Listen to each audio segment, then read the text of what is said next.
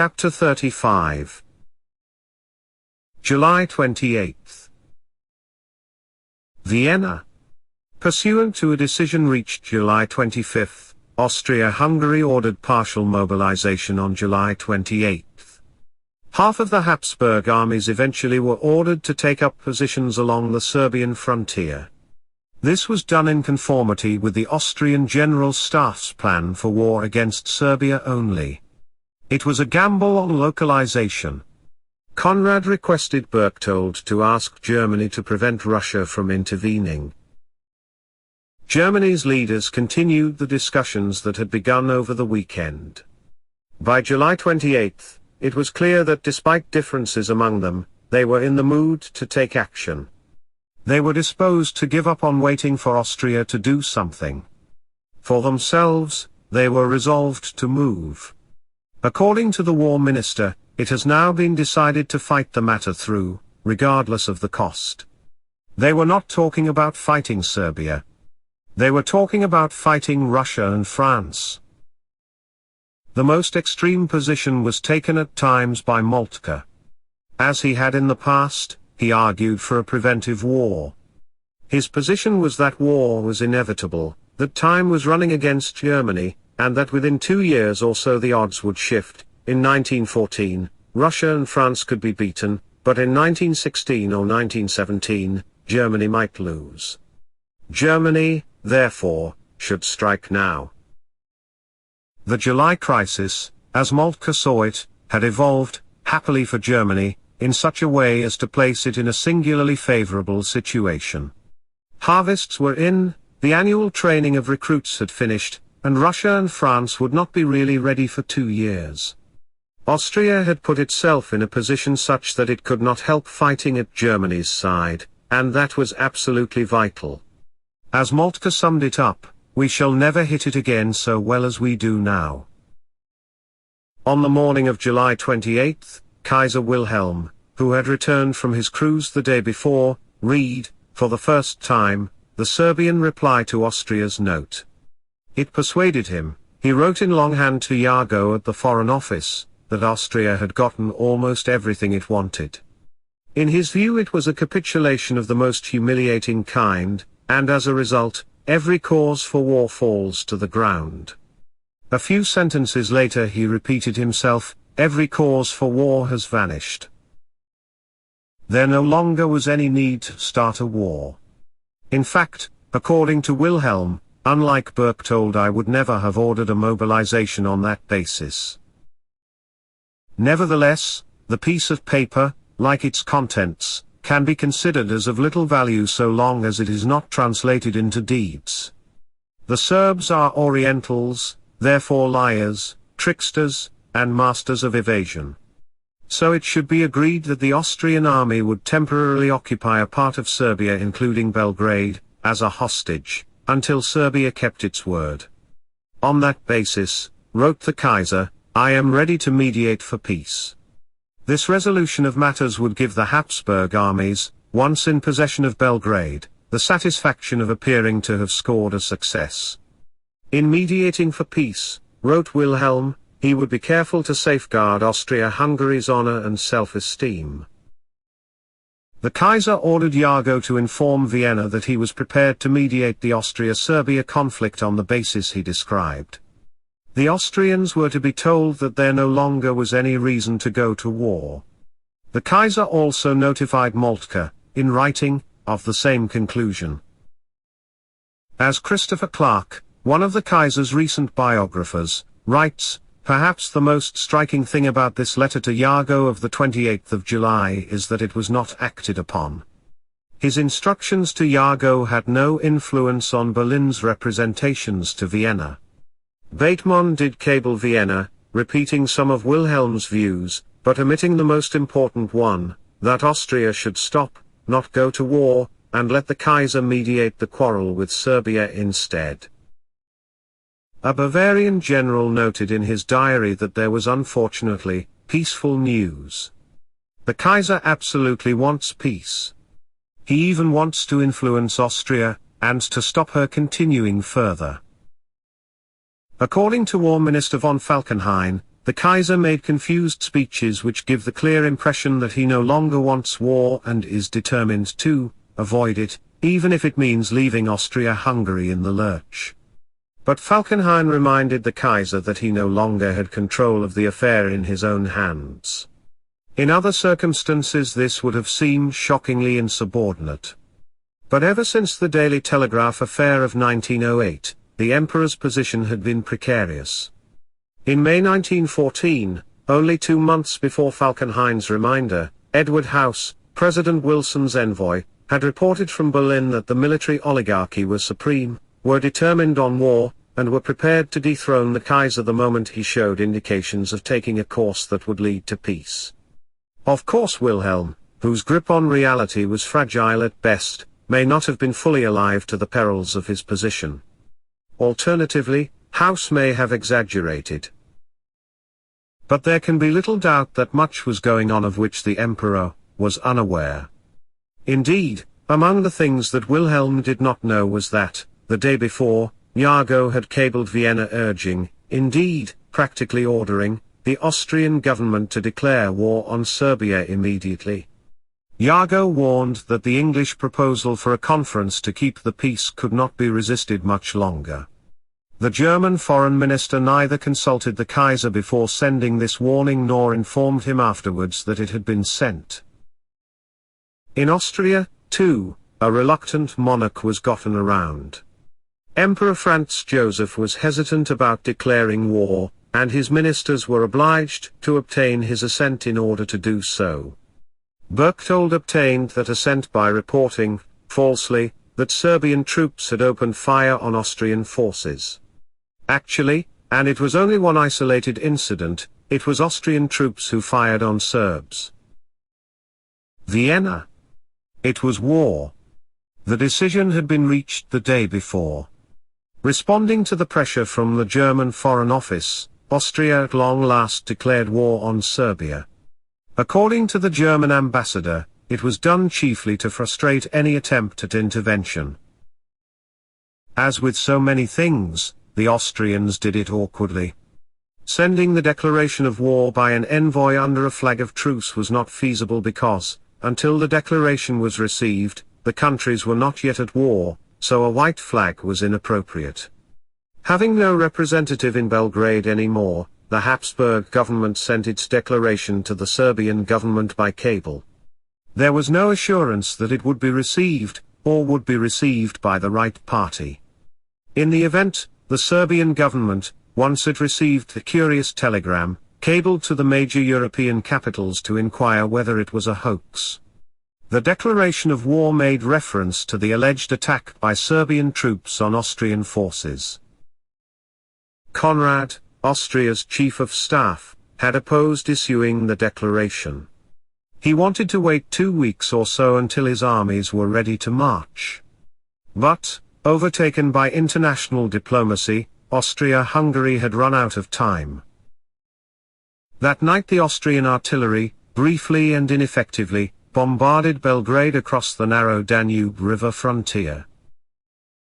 Paris. France knew nothing of the war crisis, the news of which everyone spoke was that Madame Keogh had been acquitted. St. Petersburg. Russia initiated mobilization in 4 military districts that previously had been alerted in preparation for war steps.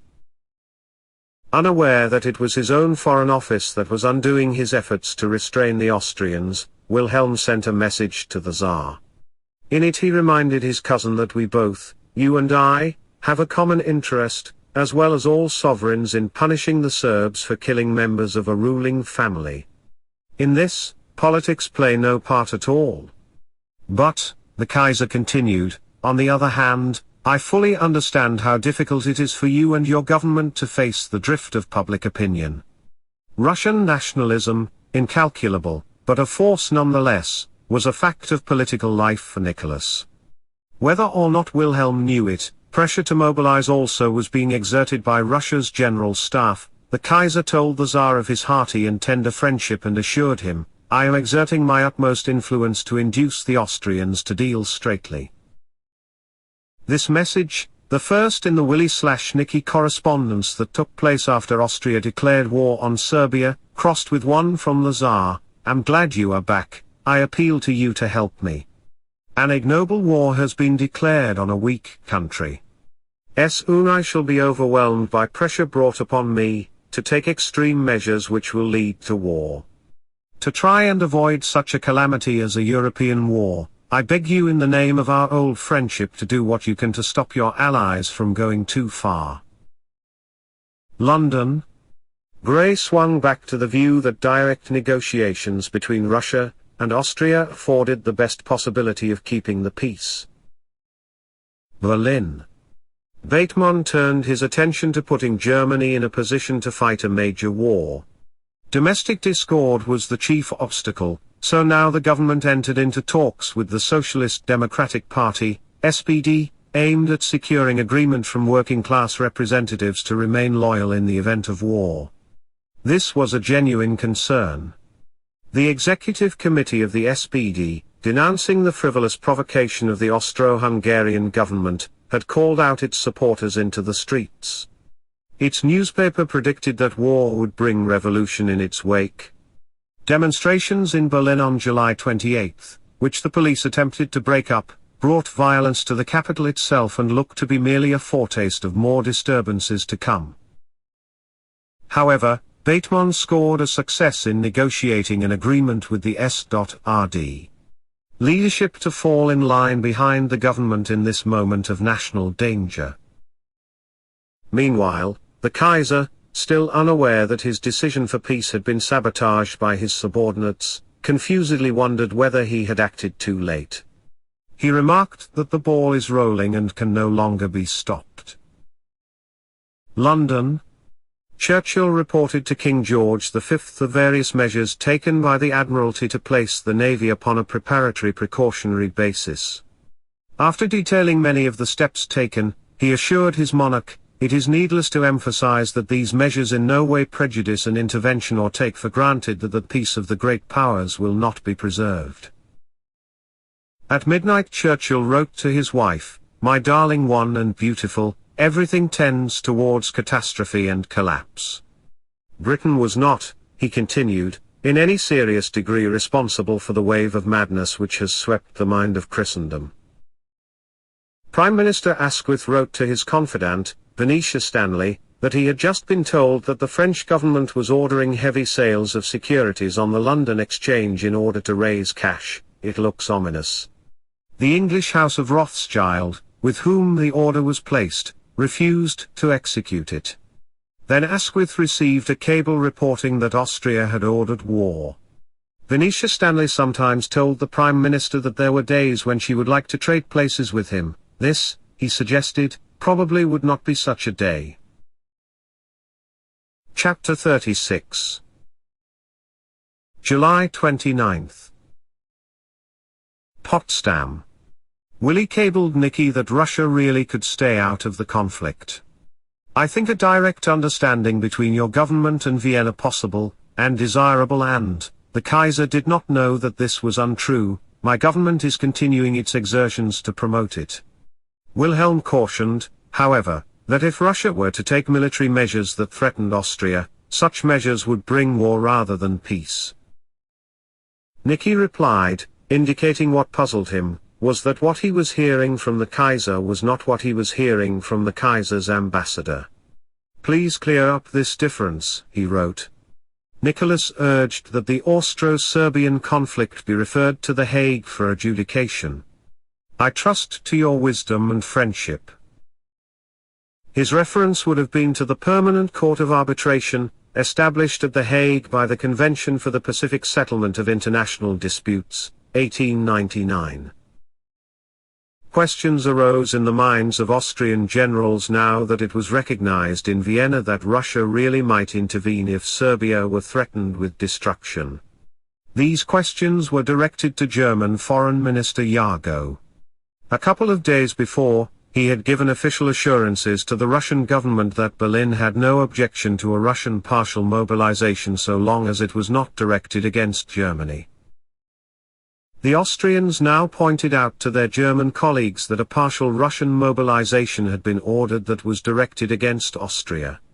Were it to remain in effect, would that not mean that when Austria sent its armies against Serbia, the dual monarchy would be left defenseless against a Russian attack from behind? Conrad still hoped that Germany would deter Russia, and rashly made his dispositions on the assumption that Germany would succeed in doing so. In conversation with a Russian envoy, Yargo therefore reversed his position. In view of Russia's partial mobilization, Germany was likewise obliged to mobilize. There was therefore nothing left to be done, and the diplomatists must now leave the talking to the cannon. If this was intended to persuade the Russians to roll back their partial mobilization, it failed of its purpose. Moltke delivered to his government a memo he had written on the current situation. He had expected, as had his military colleagues, that Austria would not commence hostilities for another couple of weeks. Like the Kaiser, he had not known that Yargo had been pressuring Vienna to act at once. Therefore Moltke had been taken by surprise by the Austrian declaration of war. In his memo, he analyzed the consequences of Austria's move. When Austria moved, it was bound to initiate a series of events that would bring Germany into a war against Russia. According to Moltke, the civilized states of Europe will begin to tear one another to pieces. It now would take a miracle to prevent the outbreak of a war which will annihilate the civilization of almost the whole of Europe for decades to come. Yet it was a price he was prepared to pay. His question to his government essentially was, did it still believe that it could localize the conflict and thus avert the dire consequences he foresaw? The Kaiser summoned Germany's military leaders to Potsdam to discuss his conversations with Bethmann. The Kaiser said that his chancellor, in the words of Tirpitz, who was there, had collapsed completely, and Wilhelm had expressed himself without reserve regarding Bethmann's incompetence. Bethmann, in fact, had set two chief goals for himself. One of them had been to secure acceptance of the war policy by Labour and the left, which he had done. The other was to get Britain's pledge of neutrality, which he had not done. Keeping Britain out of the war was important to Bethmann, though not at all important to Germany's military leaders. According to Tirpitz, at the Potsdam conference, the Kaiser informed the company that the Chancellor had proposed that, in order to keep England neutral, we should sacrifice the German fleet for an agreement with England, which he, the Kaiser, had refused. It was decided at the conference to do nothing until Vienna responded to the Kaiser's proposal to halt in Belgrade and then stop the war. Bethmann had finally sent the proposal, while sabotaging it. He had forwarded it with instructions to his ambassador to make sure the Austrians understood that Germany did not wish to restrain them. He wanted to underline for Vienna that the proposal was only for propaganda purposes. But after the Kaiser had upbraided Bethmann at Potsdam and the Chancellor had collapsed emotionally, Bethmann tried desperately to reverse himself. He threw himself into an effort to get Vienna to do precisely what he had let Vienna understand only the day before that it should not do. At 10:18 p.m. he sent an open cable to Austria-Hungary asking if his halt in Belgrade message of the day before had been received. 12 minutes later he impatiently cabled again. By now the Chancellor was aware that, independently of one another, both Britain and Italy had proposed plans to keep the peace that were quite similar to the Kaiser's halt in Belgrade plan. It now looked as though, if only Bethmann and Yargo had loyally carried out Wilhelm's instructions the day before and brought Germany's full weight to bear upon its ally, the war crisis would have been resolved. Instead, on the evening of the 29th, Bethmann, if he were to escape the Kaiser's wrath, had to hope that Austria-Hungary, too, would be willing to change course. To his ambassador in Austria, Bethmann now cabled, "We are, of course, prepared to do our duty as allies, but must decline to let ourselves be dragged by Vienna, irresponsibly and without regard to our advice, into a world conflagration." He told his ambassador to persuade Berchtold that Austria should at least make a show, in order to prevent general catastrophe, or at any rate put Russia in the wrong, we must urgently advise that Vienna should initiate and pursue conversations. But at the same time Moltke was cabling Conrad to urge a full Austrian mobilization. Perhaps this showed Moltke's justified concern that Austria might mobilize against Serbia rather than Russia. Yet Berchtold was right to ask, as he did when he saw the Chancellor's message, who rules in Berlin, Moltke or Bateman? One cabled war while the other cabled peace. In any event, Bateman was too late. His cable arrived hours after Vienna, responding to Moltke, ordered full mobilization. Earlier that day, in London, Grey had asked the German ambassador to come by to see him. The Foreign Secretary and Lichnowsky conversed as old friends, but in contemplating the outbreak of a European war, Grey did not wish him to be misled by the friendly tone of our conversation, which I hoped would continue, into thinking that we should stand aside, and that I did not wish to be open to any reproach from him that the friendly tone of all our conversations had misled him or his government into supposing that we should not take action. In diplomatic language, this threatened war. But Grey knew that, at least for the moment, his government was not behind him on this. It was in the course of this conversation with Lichnowsky that Grey made his own halt in Belgrade proposal, which was so similar to Kaiser Wilhelm's. When Lichnowsky reported this to him, the Kaiser commented, "We have been trying to accomplish this for days in vain." He did not know that Bateman and Jago had undercut him in Vienna on July 27 and 28, and that the proposal had been urged seriously only for hours, not days. Lichnowsky reported that London was firmly convinced that unless Austria is willing to enter upon a discussion of the Serbian question, a world war is inevitable. In Grey's view, if war breaks out, it will be the greatest catastrophe that the world has ever seen. The Kaiser's comment on this was that it would be England's fault, all Britain had to do was give the word, he said, and France and Russia would quiet down and there would be no war. England alone, he wrote, bears the responsibility for peace and war. It is one of the ironies of the case, wrote Asquith to his friend Venetia Stanley, that we, being the only power who has made so much as a constructive suggestion on the direction of peace, are blamed by both Germany and Russia for causing the outbreak of war. Germany says, if you say you will be neutral, France and Russia wouldn't dare to fight, and Russia says, if you boldly declare that you will side with us, Germany and Austria will at once draw in their horns. Neither of course is true. That day the Cabinet approved issuing a general alert, which was sent to British bases around the world. Various and extensive precautions were taken. In technical terms, the War Book was opened by the Secretary to the Committee of Imperial Defence. Yet most Cabinet members intended to keep Britain out of the conflict. Winston Churchill feared that opinion in the Cabinet and in the governing Liberal Party was still inclined to neutrality.